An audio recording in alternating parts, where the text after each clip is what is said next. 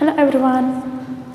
So in this session we are going to start the next major groups of kingdom Protista, euglenoids. The next one is slime mounds. The next is sporoprotozoans.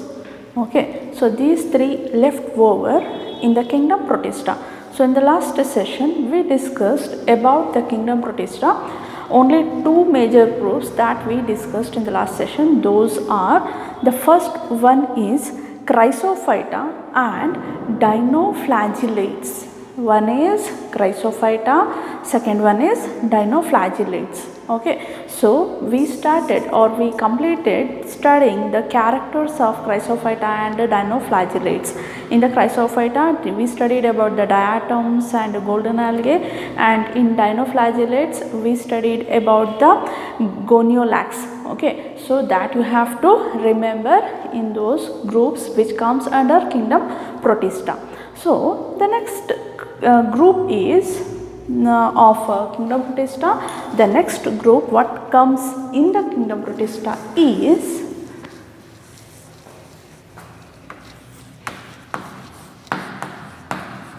euglenoids. This is the third one. The fourth one is slime mounds. Fifth one is protozoans.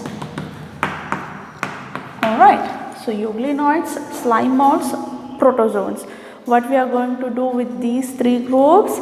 We are going to study the characters of these groups by taking one example of each.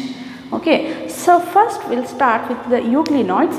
The group name itself saying euglenoids. The example will be, yes, no doubt, euglena.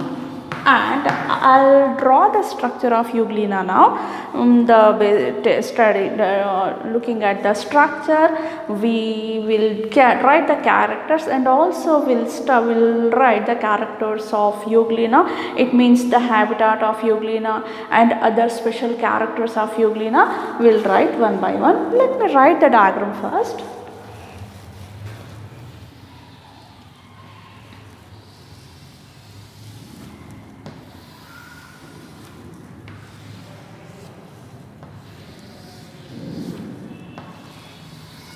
It got two flagella, okay, and it has cytoplasm,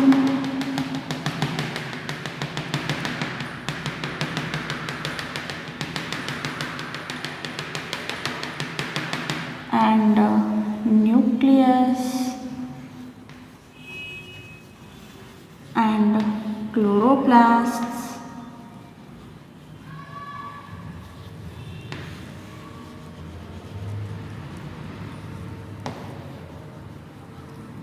and contractile vacuole, and other cell organelles. Alright, so let me write the labelings of euglena here. So this is the anterior part and this is the posterior part. At the anterior surface or anterior portion, it has two flagella,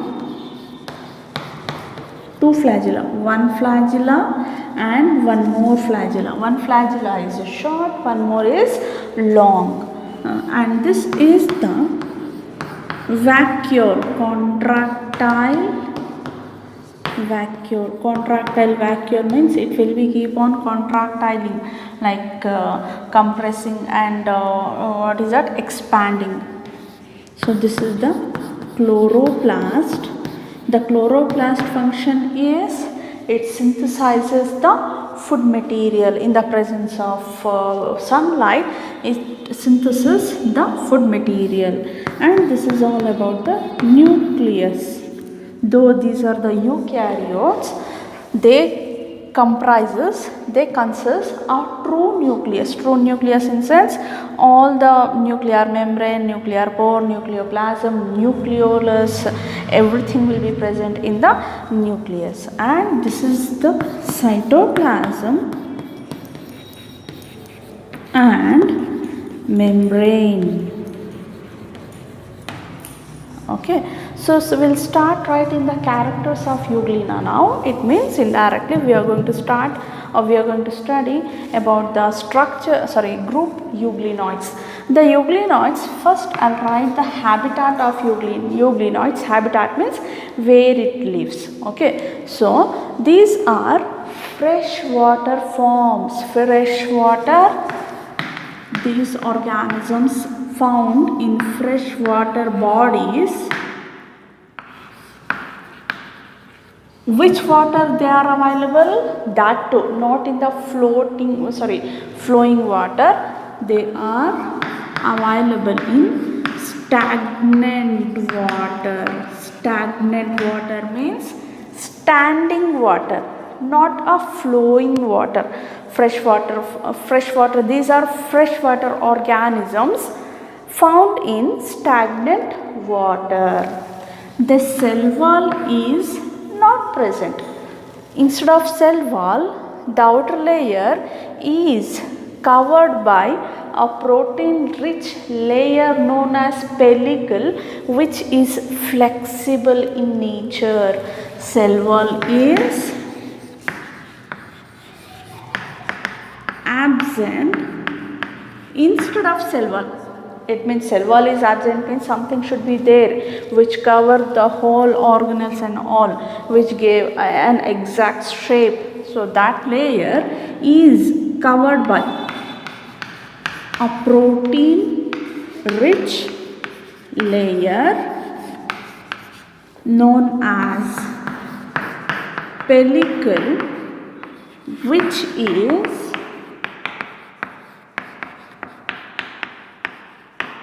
flexible.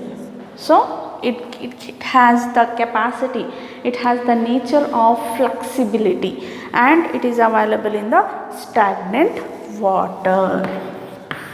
It has two flagella. The one is short and one more is long flagella. Two flagellas it got. One is short and one more is long, and with the help of this flagella it can move from one place to other place. The flagella, this is the locomotory organ, and also it helps to capture the organism sometimes, but not when it helps to capture the organisms. Here I'll tell you, like the higher organisms. So the next point I am telling you, like the higher plants, not organisms, higher plants, like big plants we find all over the environment, like the higher plants, whatever the pigments are present in those higher plants, like those type of chloroplast or pigment are present in the Euglena. Because of the presence of these pigments in the chloroplast, they can synthesize their own food. That's why these euglenoids are known as photosynthetic. Only when the sunlight is available. If the sunlight is available for them, they can prepare their own food with the help of the pigments.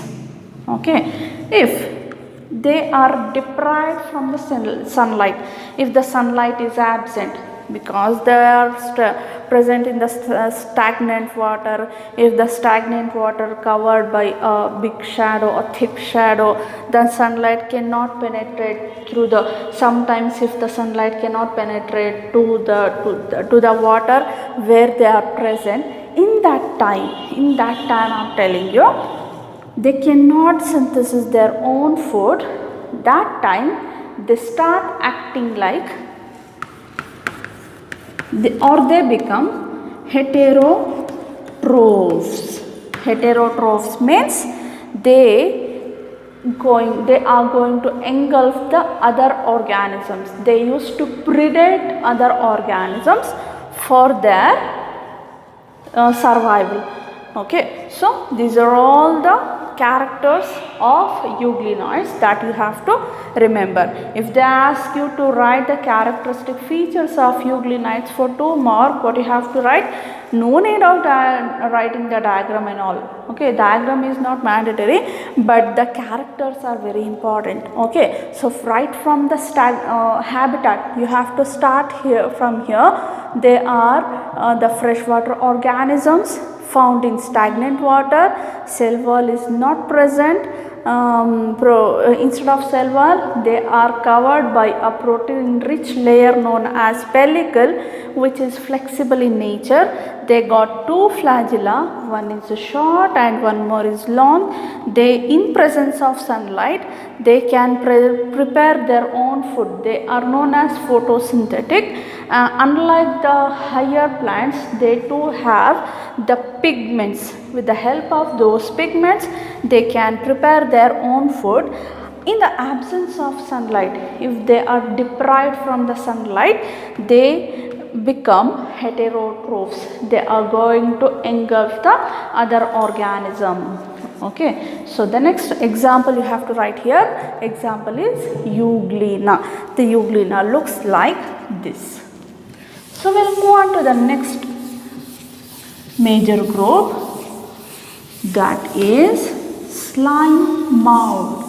The slime mold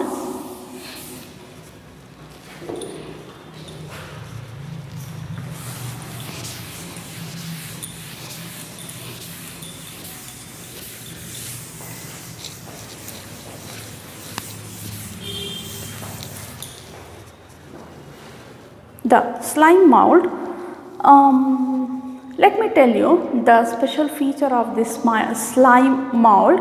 So we'll start with the habitat of a slime mold now. Slime molds are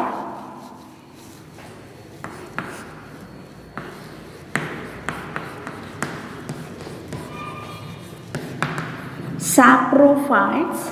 They are present, or they are going to consume the organic matter present in the twigs, tree trunks. So they are going to decaying the twigs and the tree trunks. They are going to the dead decaying matter. So that the dead organisms, the dead things, the slime molds are going to engulf. They are going to decompose those kind of things. So sometimes you might have seen the twigs and or the tree trunks or the leaves fall onto the surface. After some time, they are not, those are not visible at all. Why so? Because these kind of organisms are going to decay those fall off living materials. Okay, so those are known as saprophytes. Okay, the aggregation of slime molds become the plasmodium. One slime mold, one more slime mold, one more slime mold. Number of slime mold aggregate with one another and form the plasmodium. Only during suitable condition. Only during suitable condition. So aggregation takes place only during suitable condition. Suitable condition in sense, the environment should be suitable, the climate should be suitable, the food should be suitable for them. Suitable means the number of plenty of food should be available, and like these kind of conditions, the slime molds become aggregate with one another and they form a slime mold. What will happen during unfavorable condition? Suitable condition, they aggregate with themselves and become the plasmodium. And the next is the under unfavorable under unfavorable condition, what will happen? The plasmodium itself, the plasmodium, they produce a fruiting body. How it will be? This plasmodium, consider it has penetrated deep inside the soil or any of the material or any of the substratum. Okay, so from there, consider this is the our surface, earth surface or any of the surface, consider. So this is the plasmodium. During unfavorable condition means the food is not available, the temperature is not so good, and any of the climatic condition is not so favorable. That time they produces the fruiting body.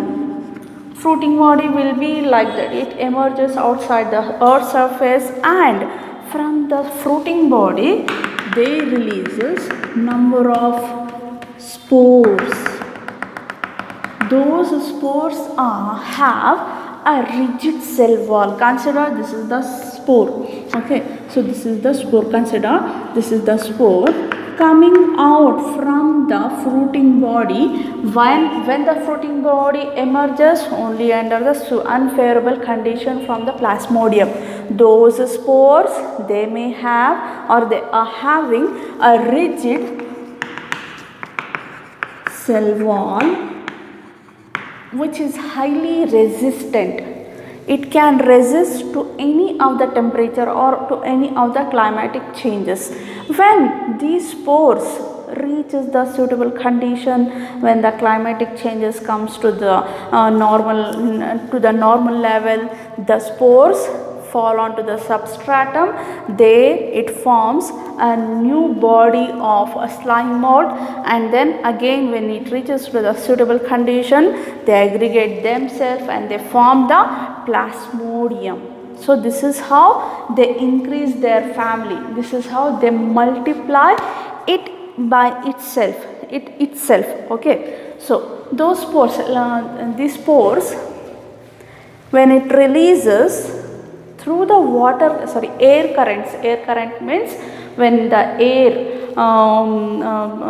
the wind passes, the wind energy flows through the wind current, through the air current, it passes from one place to other place. When it find the condition is suitable for them, there it germinate and give rise to a new slime mold cell or a new colony or a plasmodium. Okay, so the next is the slime mold. What you have to remember here, these are saprophytes. They decay the twigs and the tree trunks, and when the condition is suitable, they aggregate themselves and form a plasmodium. When the condition is not so favorable, under unfavorable condition, they produces a fruiting body. From the fruiting body, the number of spores release. Those spores have a rigid cell wall. Those rigid cell wall are very resistant. They have the capacity, a high resistance power they may have, and through the water current they flow from one place to, or they pass from one place to other place. Wherever they passes, wherever they transport, when it falls on the suitable substratum, they germinate into new slime mold body or a plasmodium body. Okay, the next is, after the slime mold, we'll move on to the next major group, that is protozoans. The protozoans are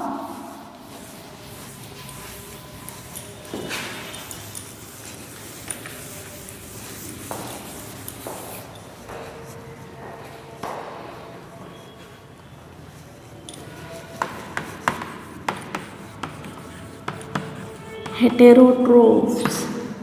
The protozoans are heterotrophs. It means what? They are not going to produce any of the food materials. They are not going to engulf any of the dead and decaying matter. They are dependent themselves to other organisms, and they live as a predators or a parasite.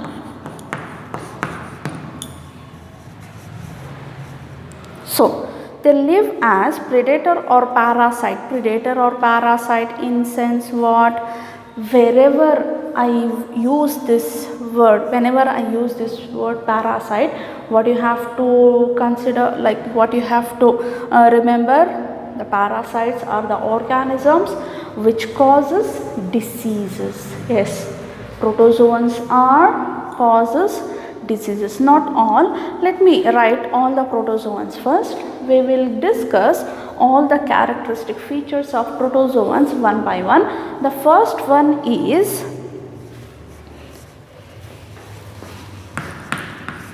so what I am writing here? Here I am writing the classes, sorry, the classification of protozoans. Okay, one is amoeboid protozoan.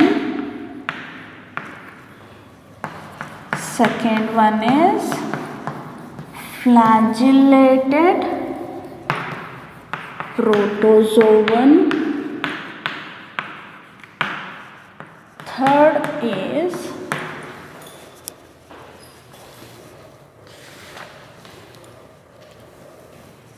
ciliated protozoans and sporozoans.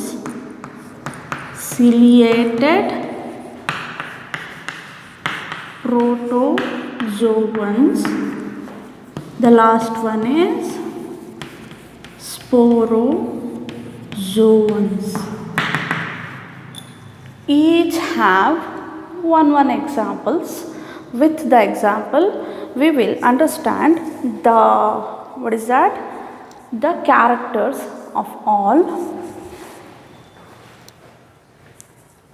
So amoeboid protozoans, the name itself saying, it has, like the examples are amoeba,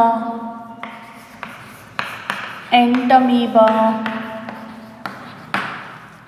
Rhizarium amoeba. Rhizarium, why I have taken the word Rhizarium amoeba?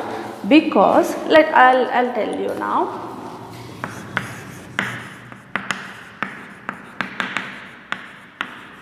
What is that Rhizarium amoeba? Just okay. So amoeboid protozoans. These amoebas are found in freshwater bodies. Okay, the freshwater organisms, the freshwater amoeboid protozoans are, one is amoeba, and they also find in oceans, seawater. The seawater amoeboids are Rhizarium amoeba, and entamoebas are parasites. So the amoeba, you might have studied the structure of amoeba in your lower classes. It got an irregular shape. Okay. This amoeba, with the help of pseudopodia, a false foot, with the help of pseudopodia, it used to engulf the organism. Whenever the organism come closer to this amoeba, any other organism, okay, so consider this is just a bacteria or any of the fungi or anything else. Whenever it finds suitable to eat, it forms the pseudopodia. It forms a false pseudopodia like this, and then it engulfs the organism, and there it start breaking down that organism, and then it consume all the materials or the organic parts through this, number of enzymes, whatever there inside the amoeba. Okay, so this is the one character of amoeba. So this amoeba, what I said in the first character, amoeba available in freshwater bodies. It forms a pseudopodia.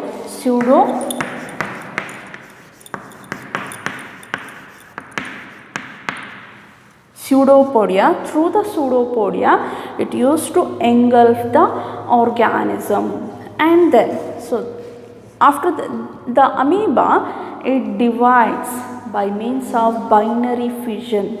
So when it develops or when it after the growth of the amoeba, when it comes to the maturity, the cell divide to half. Half of the amoeba converts or it converts to a complete amoeba, and half of the amoeba converts to a complete amoeba. So there the amoeba, primarily this amoeba, divided amoeba, it grows first, it matures later. Again in that amoeba, the cell division takes place. The next is Rhizarium amoeba. This Rhizarium amoeba, don't follow this because it is not in your syllabus, only just information I am telling you here. The sea amoeboid protozoans, the amoeboid protozoans, whatever present in the sea water, oceanic water, they have a cell wall, a thick cell wall made of silica shells present on the outer surface. These kind of amoebas have thick or rigid silica shells. So from the silica shells, or having the silica on the surface of the body of the sea water amoeboids, they are going to protect themselves from any other kind of organisms. They can protect themselves by covering the silica kind of shells all over the body. And then entamoeba, Histolytica entamoeba. So this is the parasite. It is a parasite. It causes diseases, amoebiasis diseases. Whenever it enter inside the body of cattle or a human being, it causes diseases known as amoebiasis. Okay. The next is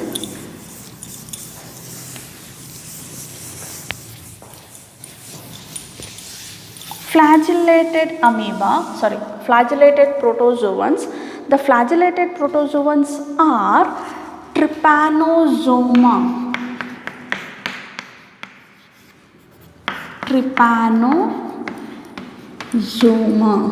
How it looks? It looks like this.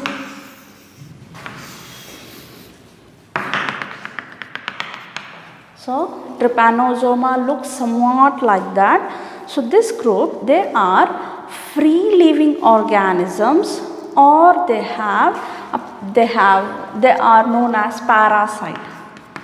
Free living, or they are known as parasites. Free living in sense what? It is available in water, on the surface of the soil, wherever it may be, but maybe they are either free living or parasites. Parasites in sense they are going to enter inside any of the host cell or host organism. There it causes diseases. One character is that. So they have a flagella. So this is the first character. The next is they have a flagella. For the locomotion and all, it uses its flagella.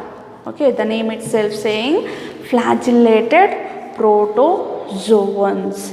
and it causes a disease known as sleeping sickness.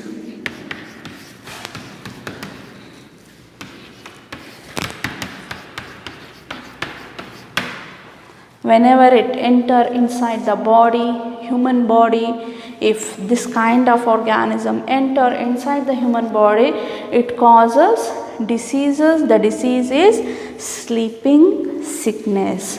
Okay, the example is trypanosoma. The next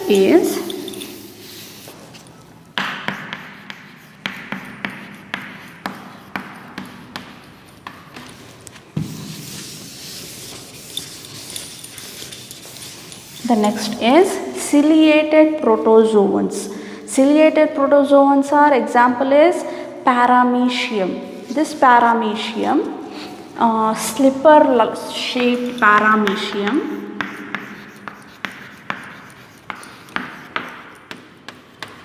let me draw the diagram of paramecium.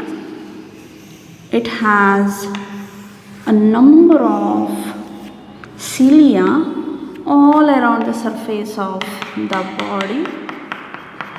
Thousands of cilia are present.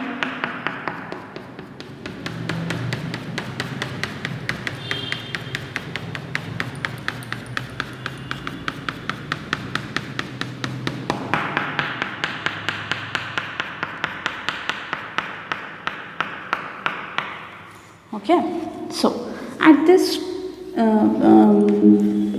on the side it has a gullet, gullet, gullet. This gullet, when the cilia it moves, a water current occurs. When the water current occurs at this side, the organisms it enter inside those water current. Through the water current it can engulf the organism, and through the gullet the organisms passes inside the paramecium. So this is how it is going to engulf the organisms. It is going to engulf the organisms means what? These are heterotrophs. They are dependent for the food to other organism. Paramecium are free living. Okay, maybe they are available in the water, the fresh water, or in any of the water, and they are actively moving organisms all over the water body. They are going to actively moving in the water bodies. So what you have to write in this ciliated protozoans. Ciliated protozoans example is paramecium. They have cilia on the surface of the body. Through the cilia it moves, actively it moves, and whenever it moves, when it moves, it forms a water current. Okay, through the water current the organisms, the other organisms, small organisms enter inside the paramecium. Through the gullet the organisms enter. When the organism enter inside the paramecium, it used to break down those organisms, and it used to consume, or it used to use the energy of those organisms. Protein materials and all. Okay, so ciliated protozoans, what you have to write? You have to write the paramecium the characters of paramecium. Okay, the next is sporozoans. Sporozoans have the example. Let me write the example first.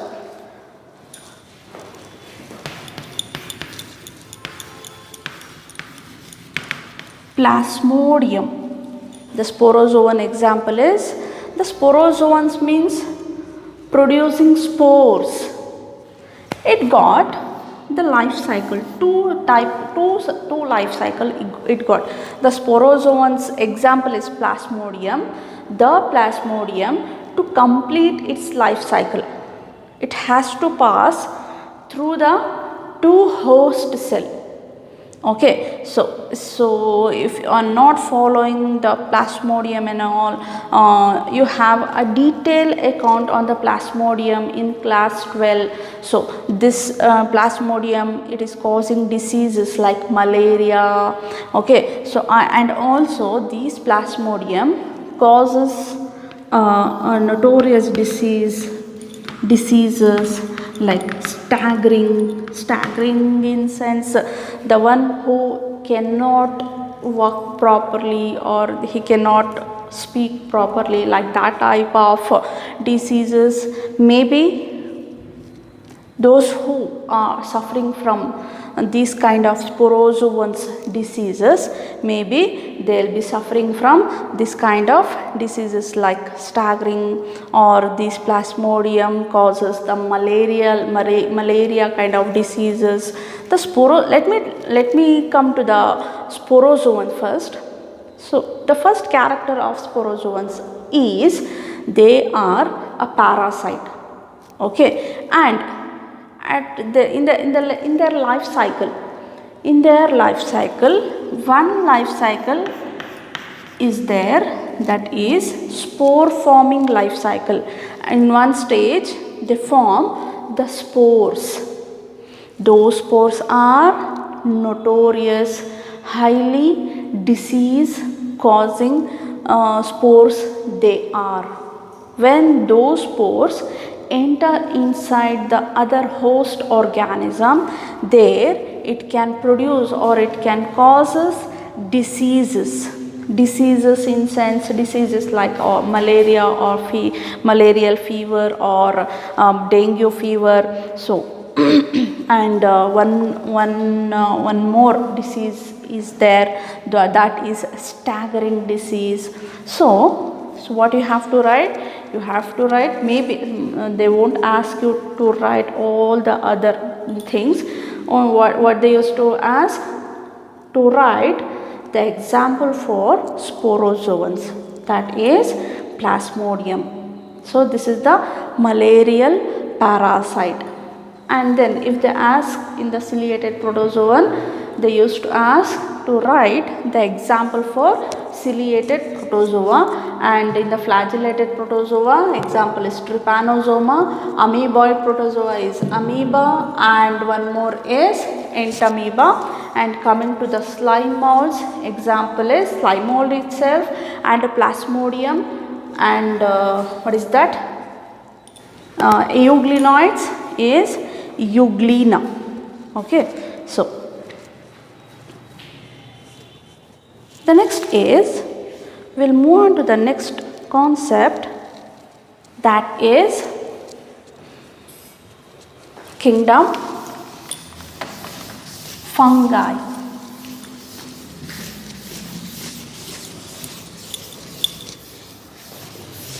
Kingdom fungi, this kingdom also has the classes like phycomycetes, ascomycetes, basidiomycetes, deuteromycetes. First, primarily we'll start studying the characters of kingdom fungi. Later on we'll move on to the classes. So that I'll start in the next session. If you have any doubts regarding to the other three major group of kingdom Protista, ask me. Thank you.